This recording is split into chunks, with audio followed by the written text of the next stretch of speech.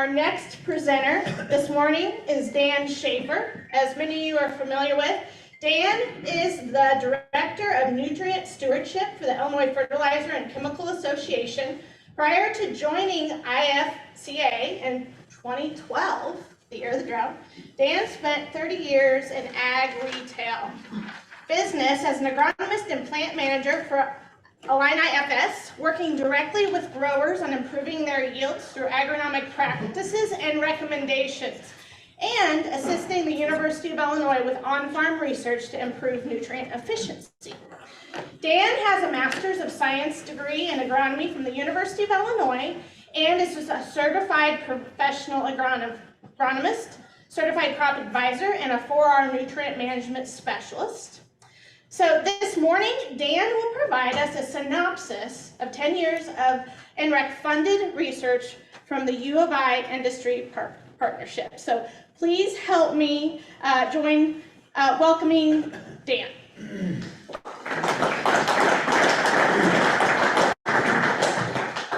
Thank you.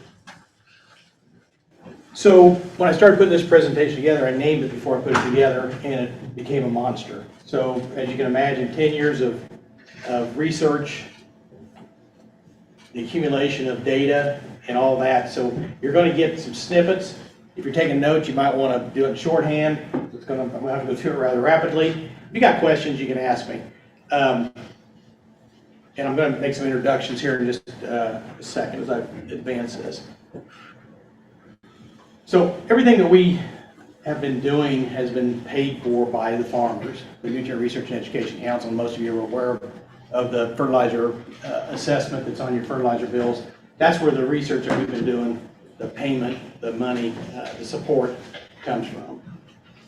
So the U of I crew, Corey Mitchell, he's now taken Lowell Gentry's place. He's a senior agronomist in the field. He also does the lab work. John Green and Carlos do a lot of the water sampling. John Green does most of that himself in the different weather events that's going on. So he's out there when it's 0 degrees, he's out there when it's 90 degrees. Lenarth also has been helping as a grad student through the years. And then there's Jason, who helps me, and myself.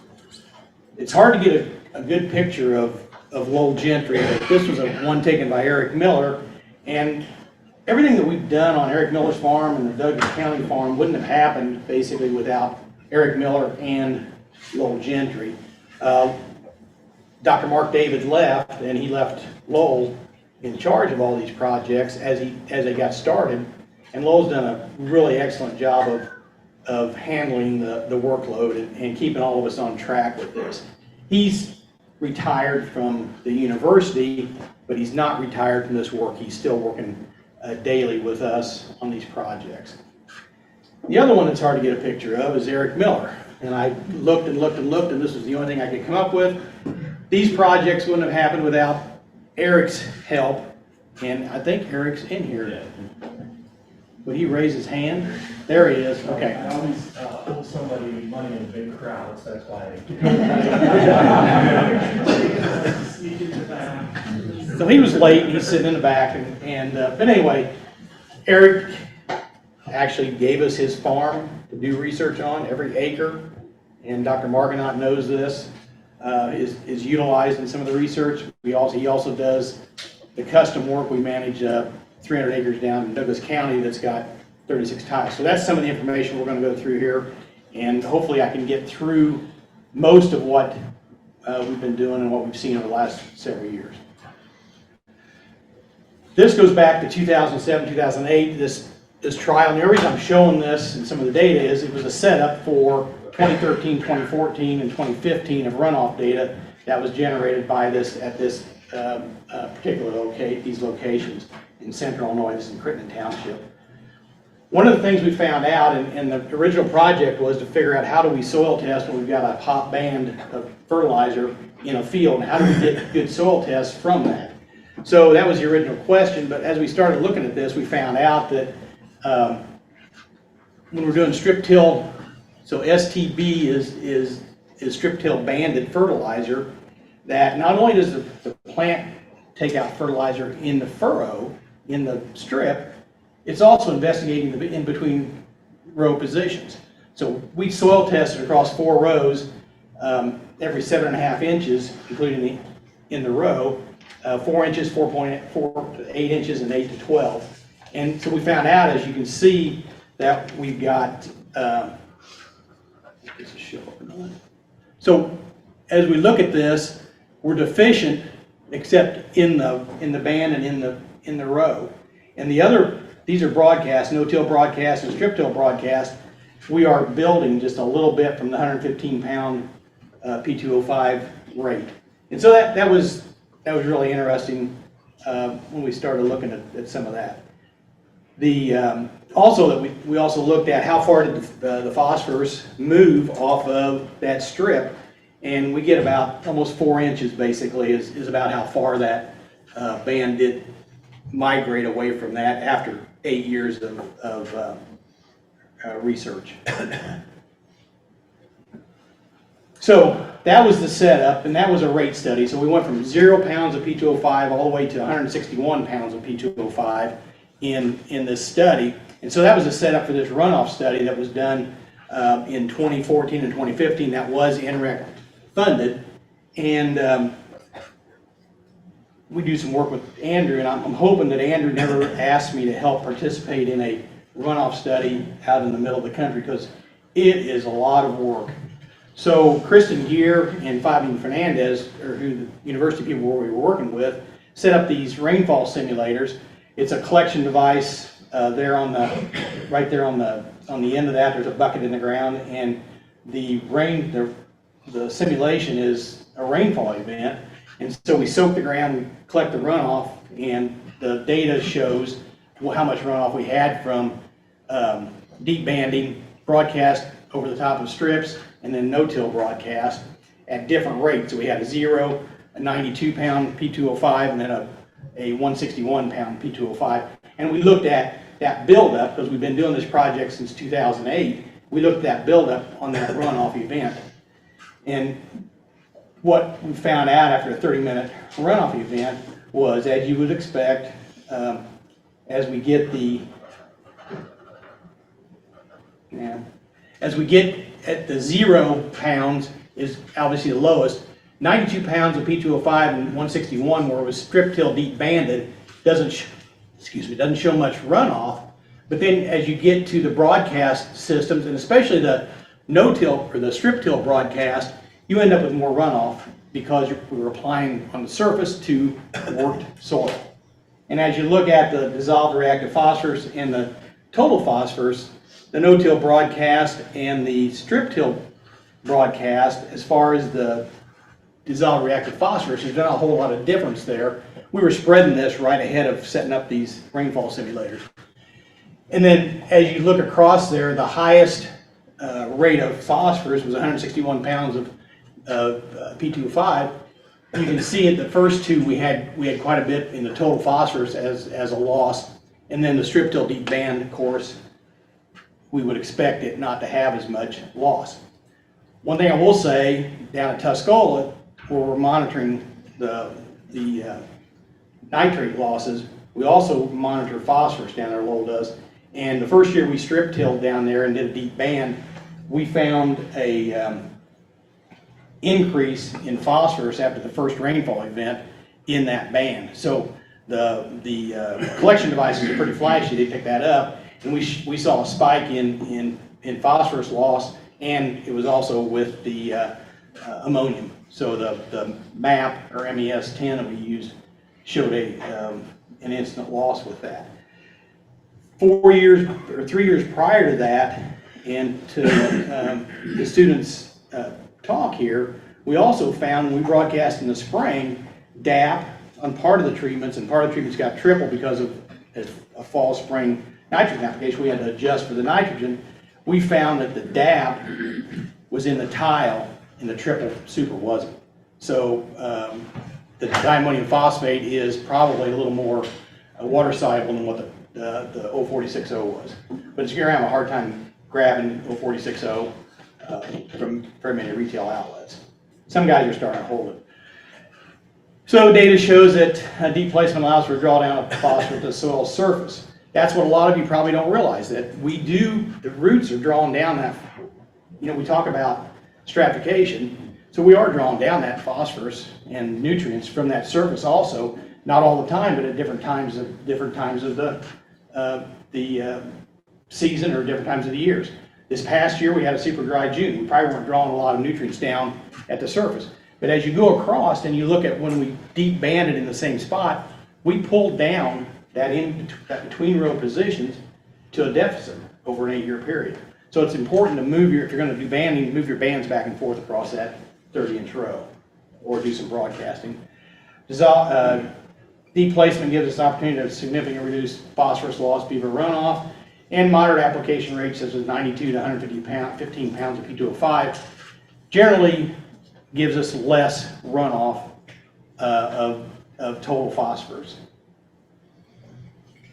Talking about runoff, this is a slide. I'm just going to touch on some things here that we found, same along the lines of the phosphorus runoff. This was March 9th of 2019. We actually captured rainfall runoff from these fields that were spread that week. We had an odd week that week. It froze up. We were able to spread fertilizer. Fertilizer was spread on top of frozen ground. And out of that field, we caught 19 parts per million phosphorus and 8 parts per million of ammonium N. MAP had been applied to that field, and even in Champaign County, there was a slight rise. So the water moved off. We had about 9/10 of an inch of rain over a 6-hour period. Moved the fertilizer P off the higher ground and the lower ground, and it came across into the ditch where it was collected. This was in the Embraw watershed, and so if you look, you can see 310-19. See this is the phosphorus loss graph, and you can see the spike on the 19th of March that year of the phosphorus. So on the 9th we got the rainfall. By the 10th at Camargo, they were recording the phosphorus loss. The 1119, that was a total phosphorus, not a dissolved reactive phosphorus loss. That was a non-frozen event where we scoured the surface of the soil with a large rainfall event. You can't do anything about that. The other one, 11/17/09, that was also a non-frozen event where we've been spreading fertilizer in the fall. We got some large rainfall events, and off comes the dissolved reactive phosphorus. Lick and Sugar Creek, again, there's not much you can do about something like this, but if you look on the 4th of October and the 25th of October, there were some heavy rains in 2021. Denny, you can probably attest to that. That was a rather wet period. And we had dissolved reactive phosphorus up to 1 part per million coming down the Lick and Sugar Creek. And that's in the Lake Springfield watershed. So that affects the lake somewhat. So the next, I'm going to jump into the next project that Lowe and all of us worked on was cereal rye ahead of corn in catch and release. The objective was to learn how to best manage cereal rye as a winter cover crop before corn in continuous corn. Eric had this out at his farm, and then we had this at Monmouth, and we had it at John Fisher's farm on the Monticello Road in Champaign County.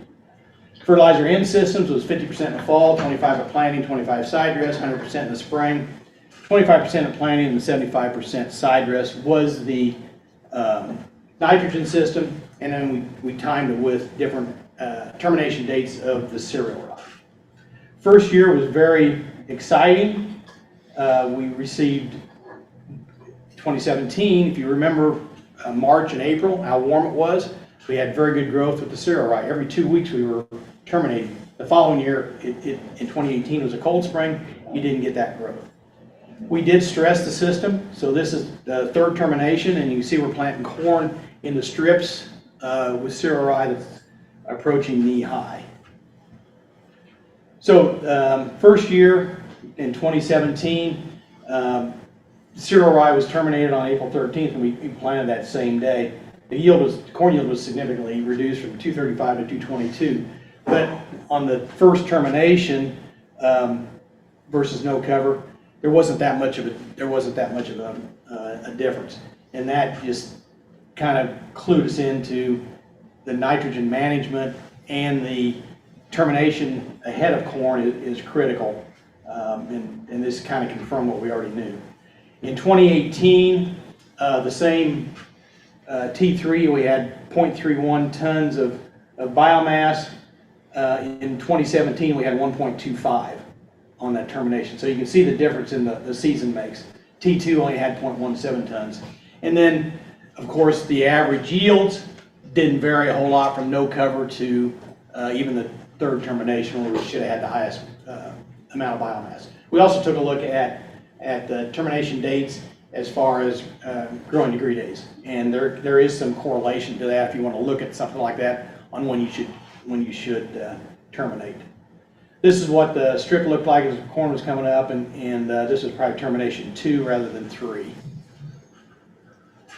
So what was the biomass like? So as you look across there, the first termination, we had 807 growing degree days, and 0 the fall, and the spring didn't show a whole lot of difference. But as you look at that cereal rye, as it started growing, it was grabbing that fall nitrogen, and you got the highest amount of biomass was in the 100 pounds of fall application. And then the termination was March 19th, April 2nd, and April 13th. And then the N concentration, of course, as we go through the plants as they get bigger, we do tend to lose the percent N in the plant. The plant becomes a lot harder and more legumes, and it's a straw type cover crop. And at that point, your chances of getting much nitrogen back in that plant diminish. If you terminate early, you're probably going to get some of the N back that it's sequestering, which is approximately 30 pounds of N or in that neighborhood. So I threw this in here. That was an NREC study we'd done. The front numbers actually have the 60 pounds of N that was applied before we did the NREC trial. But as you can see, cereal rye will grab on to nitrogen that's left in the field. So you can see the higher rates, the 210, the 260, the 310, the 160, the cereal rye was able to sequester the leftover nitrogen. And a lot of times we plant cereal rye in corn stalks and it looks deficient. It can't find enough nitrogen. If we're right on our nitrogen rates, it won't find a lot of excess nitrogen to scavenge. The 190 is just, they'd already done the strips in that field before we got the pictures taken. So how much cereal rye is needed to reduce tile nitrates? This is from Lowell, half ton per acre is sufficient, and that biomass will contain 20 to 30 pounds of N and have a carbon to nitrogen ratio of 25 to 1. Not much different than corn stalks. Head of soybeans, 2.5 tons without much issue, 50 to 60 pounds of N, but the carbon to nitrogen ratio at that point is 60 to 1. But tile nitrates are down to 1 part per million in some of the studies. So a head of corn, I would aim to terminate 2 weeks ahead of planting or at about a half ton biomass.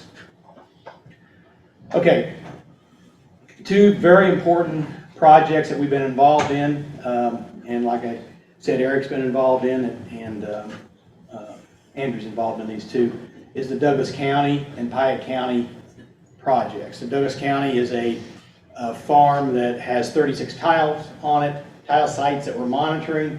It's got both corn and soybean rotation on it, and we've been monitoring for mainly tile nitrates with the different nitrogen management systems. Dr. Jean G. Yu, Assistant Professor of Interest, is who is now the lead on this project and also the lead on Eric's project. It's interesting, he came down last spring after while I was putting on anhydrous ammonia. He sampled right behind the knife track, and he also sampled the UAN we were using. He can now tell me what is organic N coming out of the tile and what is fertilizer N, using the isotopes. I have no idea how to explain that. He'll have to, hopefully this winter, he'll have an opportunity to talk about what he's finding with some of this information. Very, very well-spoken young man and a pleasure to work with. This is what the 36 tile site looked like, the cropping pattern, like I said. We have corn, soy rotation every year. and the tile lines that are set up. The problem with this farm is it used to be a Lake Douglas back in prehistoric times, I guess. It was a inland sea or inland lake, and it is a tough farm to manage. We have large replicated plots, and we do need tile drainage in that farm if you can get the water to the tile, and that's about how tight it is. But it's given us some pretty good information on nitrate loss. So there's the ISCOs and the collection devices. This is, there's 150 acres in one section and 136 acres in the other, and the rest we put in the buffer so we could manage it and not have large equipment run over the expensive equipment. Nitrate load fall versus spring, annual tile nitrate load for corn. As you can see, the blue line, the 100% in the fall with anhydrous ammonia is the highest, is the leakiest system in there, followed closely by the 50% in the fall. So it doesn't really matter if you reduce the N, you're going to have nitrate loss.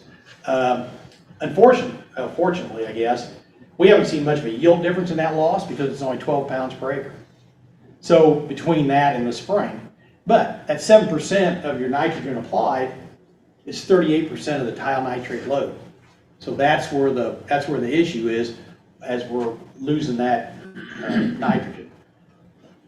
So the cover crop, and this is where I probably needed a pointer maybe. This is the introduction of cereal rye after corn ahead of soybeans. And as we went through here, we continued those same strips to receive cover crops. Every year ahead of soybeans, they got cereal rye. Ahead of corn, they were to get oats and radish. Could not get oats and radish to establish down there very well. We never did get a good cover crop ahead of the corn until we started using wheat here about 2 years ago. The interesting thing about that is cereal rye every other year has continued. Those are the lowest nitrate loss tiles that we have, simply because of the buildup of the use of the cereal rye every other year. We're seeing that reduction just by 1 year's use of a cover crop. What I would like to see is, we're not going to do this, we're going to move to another farm after this year. I think winter barley has a good opportunity to work in this, and I'll show you some data here in a minute from Eric's farm. So that's just circling, that was that first year. We got a 40% reduction in tile nitrate loads. And we got a 45% reduction coming up in whatever year that is. So the importance of a cover crop can't be overstated. Previous speaker talked about the effect of previous crop. So in fall of 2018, harvested the corn, harvested the soybeans, our tile nitrates were very low. In the soybeans, they were actually zero. In the corn, it was really low. Our nitrogen rates in the corn are what they're supposed to be, and we utilize the nitrogen. Very little nitrogen left over. So you can see on the corn side, we had a nitrate loss of 4 pounds per acre. And this is without the cover crops. So there's no cover crops in any of these treatments that I'm showing you. Shortly after we harvested in 18, we started getting some rains. And you can see the nitrates going up on the soybean side. So the nitrate loss from just the soybean residue breakdown was 16 pounds per acre. And the reason we know that was there was no DAP, there was no MAP, there was no fertilizer N applied or phosphorus applied to those treatments that we're looking at. We're looking at the 3 treatments. That's a accumulation of 3 replications. So 16 pounds of N just from the soybean. Another thing I would like some researchers to look at, if some people are applying more nitrogen to soybeans, does that affect that residue? Does that affect how much nitrogen is contained in that residue as it breaks down? Could be an important question. So this farm, I know it's a grainy picture, but in 1947, they didn't have very good ability to take pictures from an airplane. But this farm had a farmstead on it. And in that farmstead, you can imagine what the phosphorus looks like. So 135 to 290 pounds per acre of phosphorus soil testing in that site. there's depressional areas in this farm, and you saw that first picture with all that water on that farm. Those are a lot of depressional areas that we're moving phosphorus into, and we get high phosphorus readings. Down at the tile, 3 feet down, the P1 levels are high in these depressional areas. So if you're thinking about phosphorus applications, think really hard about those areas and how variable rate phosphorus applications would probably save you money and help you in the long run and help prevent phosphorus loss. Summary on that is soil pH related dissolved reactive phosphorus loss. Those depressions are important sources. You got those hot spots. I showed you that runoff event. So what that guy did, he VRT'd that farm, and the high ground needed more phosphorus. So I looked at the soil test. I went to the dealer and asked for him, but anyway, looked at the soil test. He VRT'd the upper part of that with a lot of fertilizer. The lower part of that, where the runoff moved through, didn't need much phosphorus. And so he didn't spread it. But now what he spread on the upper part has moved down to the lower part. We seriously considered about re-soil testing the farm, but just didn't have time to do that to see if the soil test P's had increased in that lower ground before it ran off the field into the ditch. So variable rate phosphorus application. Do not spread on snow. Do not spread on frozen soils before predicted rain. The only reason I put this in here, I really need let me see. So see that right there? That is one of our strips that is 100 foot wide and gets cerealized every other year. And this is in the beans. This is the other strip. This is tile 5, that's tile 10. See that green strip? This is corn here. This is the beginning of this is the soybeans here with the same strip. That's tile line 27 that gets the cereal rye. And this is the first time we've seen that down there where we see a greening effect late in the season as the beans are starting to mature. And the yields, the first two were a little bit higher than the average. This one was right with the average of the rest of the beans. So I think over time, the addition of cover crops is going to help you with soybean yields. They do not affect the cash crop. That's Eric. He's got a little cab corn on there. He's taken out the yield strips off of each one of the plots down at Tuscola to get the yields for rolling it. Hey Dan. Yes? Go back to that slide, please. I request that when a photo is taken, the operator's almost always full. Yeah, he did. He made the drone guy wait. But he forgot that he had cab corn.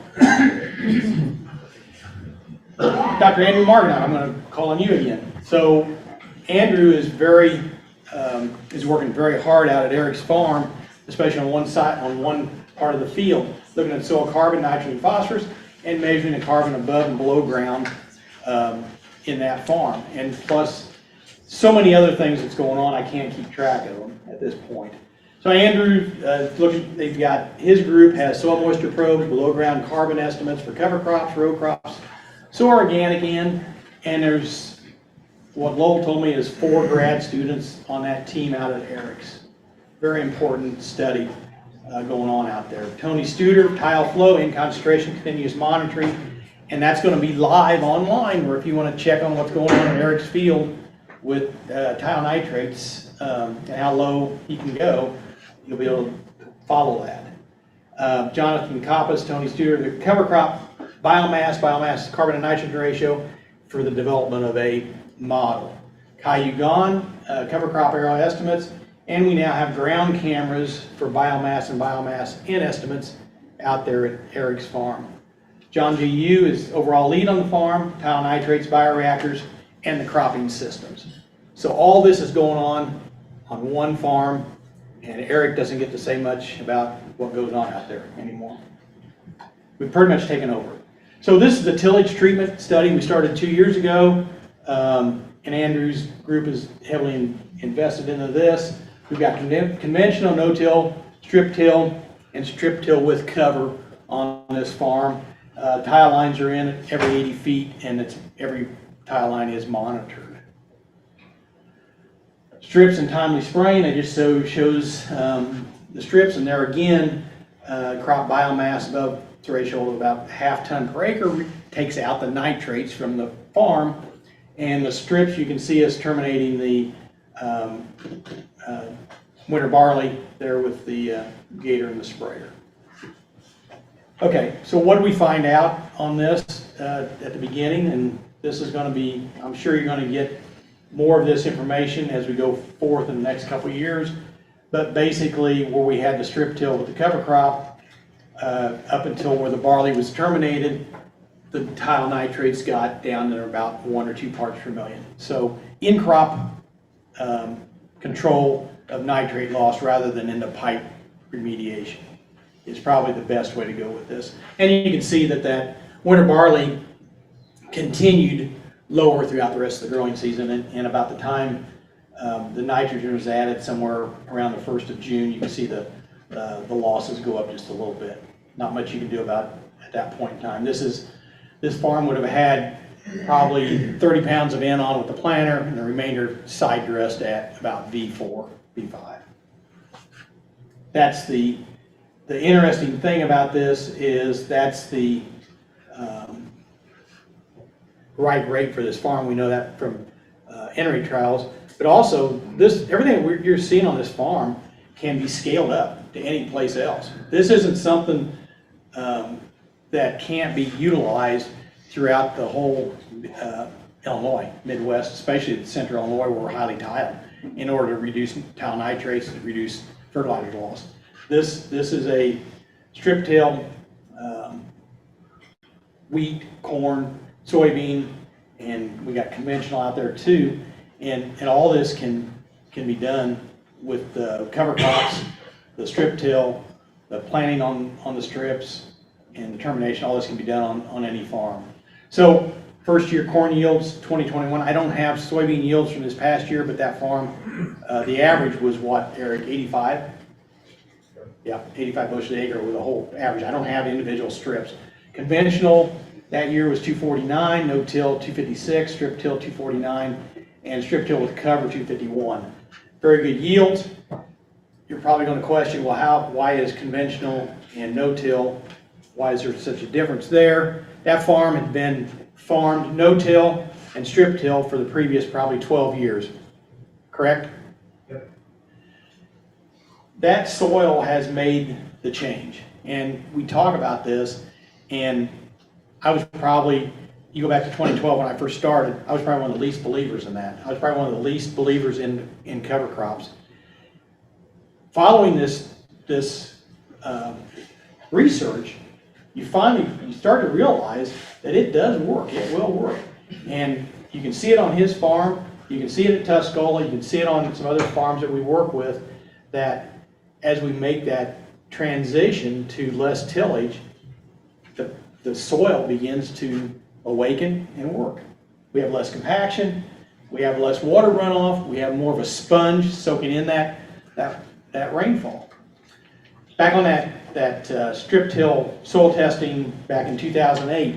In 2008, I couldn't get the soil probe. Those were 3 farms that were conventionally tilled. I couldn't get the soil probe in very well. And some of us that have done a lot of soil testing, Danny, we know how hard some of the ground can get. 4 years down the road, the probe started going in easier. I started seeing night crawlers in these fields because they've been transitioned from conventional to no-till and strip-till. Another 3 years down the road, I didn't have to stand on the probe to get it in the ground. I could push it in the fall of the year without much effort.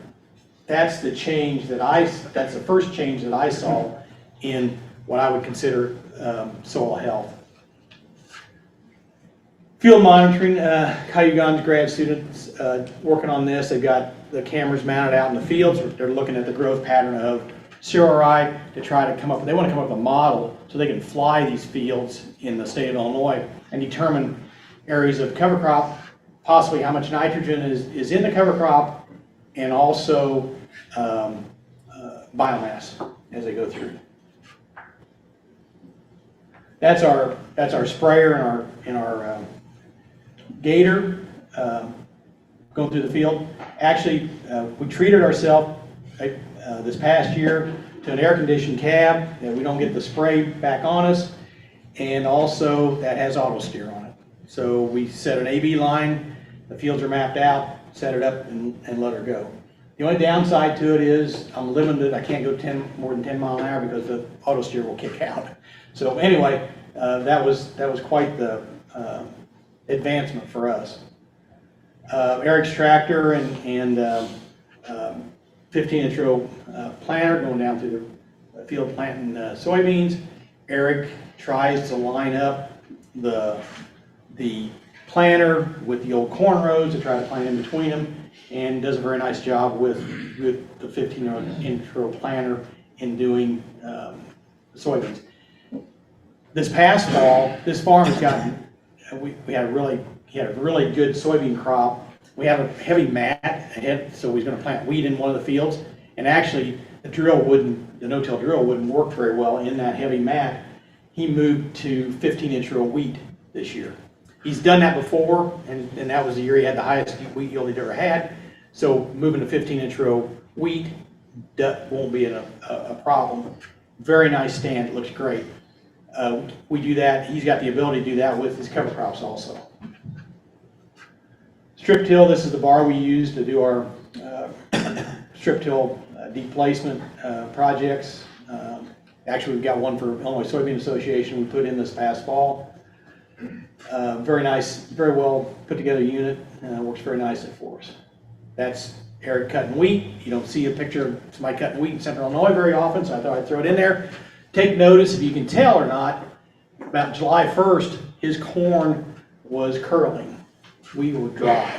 We spent the month of June and July with very little rainfall down there. Field still averaged over 230 bushels the acre when it was harvested. Corn, soy, and wheat with each phase of rotation, cereal after corn, double crop soybeans after winter wheat. It didn't start out that way, but it's transitioned to that, and I'll show you why. Strip till corn, no-till soybeans, and no-till wheat. And I'm going to be close on time here. Okay, keep moving. We have a conventional corn soybean with each phase in the rotation every year, full with tillage in fall and spring, and we do fall in on that part of that. Here's the economics of what he's done over the last 6 years, and you can see that corn soybean rotation or the corn soybean wheat rotation is neck and neck on economics. Having soybeans after wheat has contributed to that greatly. The field's covered most of the year when you've got that rotation in there. Wheat rotation benefits corn and soybean yield. Pest cycles are broken. Double crop soybeans is an opportunity after wheat.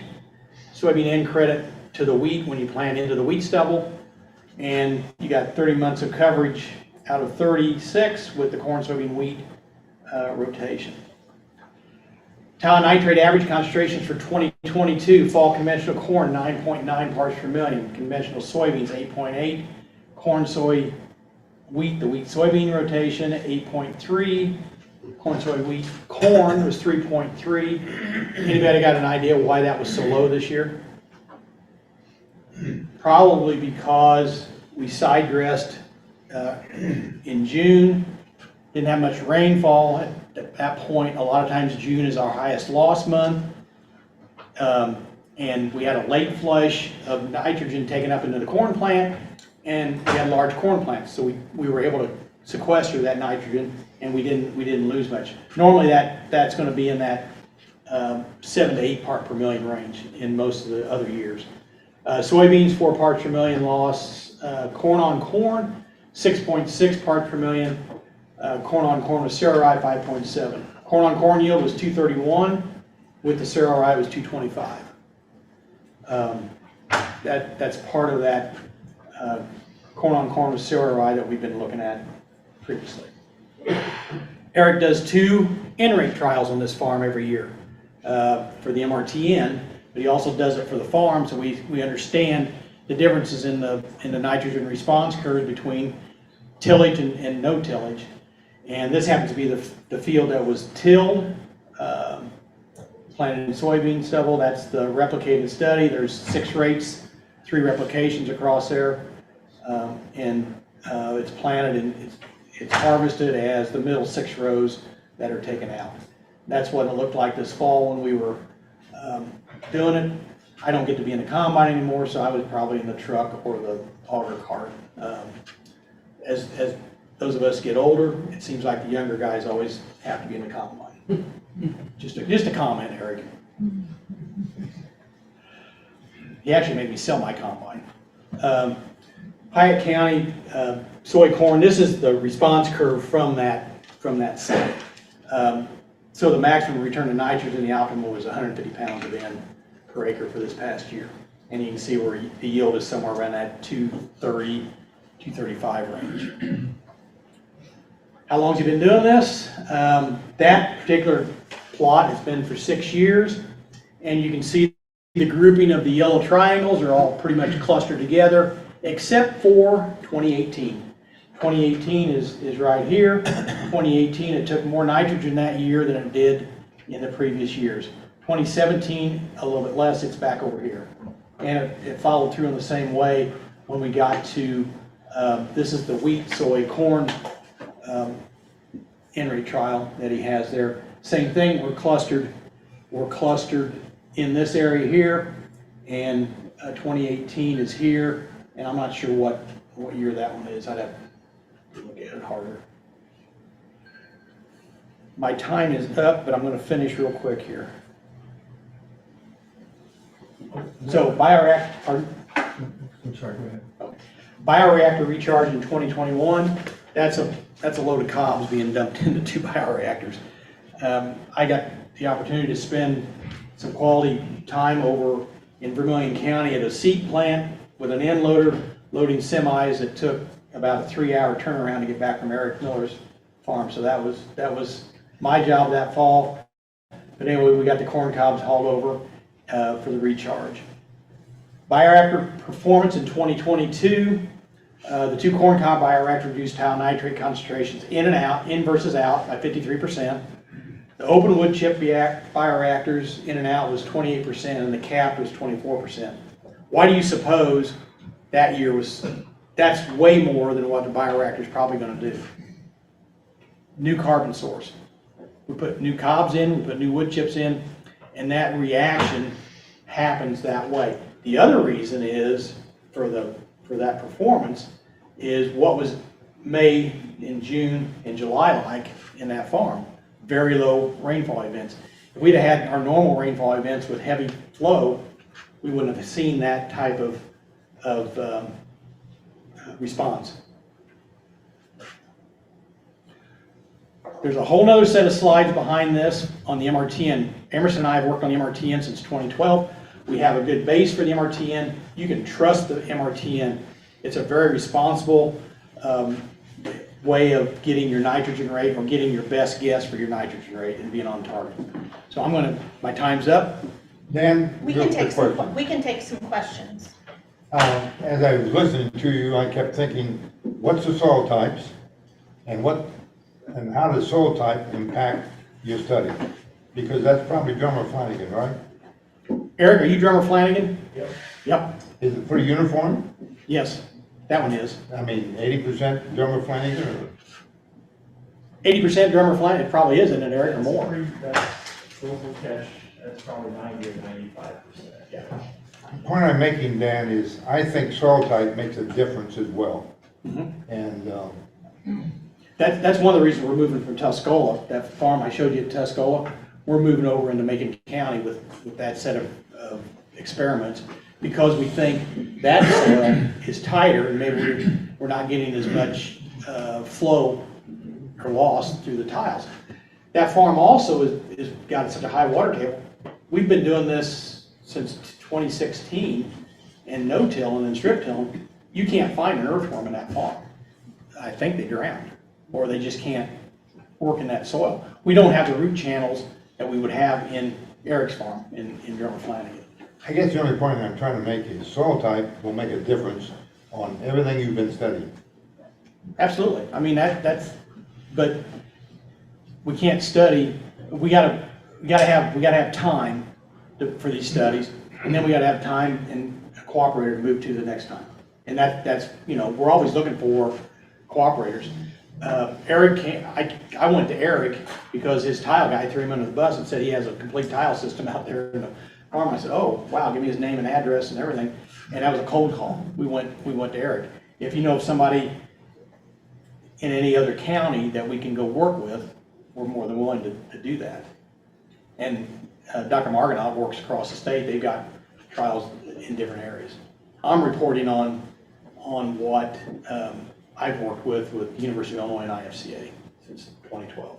There's so much more that NREC has done that actually NREC Insights meeting's coming up on February 9th. I don't remember what the date is for sure, but go to that meeting and hear what else they're doing. It'd be a very, very good meeting. Yes? What would your organic matter and CEC be on that farm then? Eric's is approximately 3.8, right?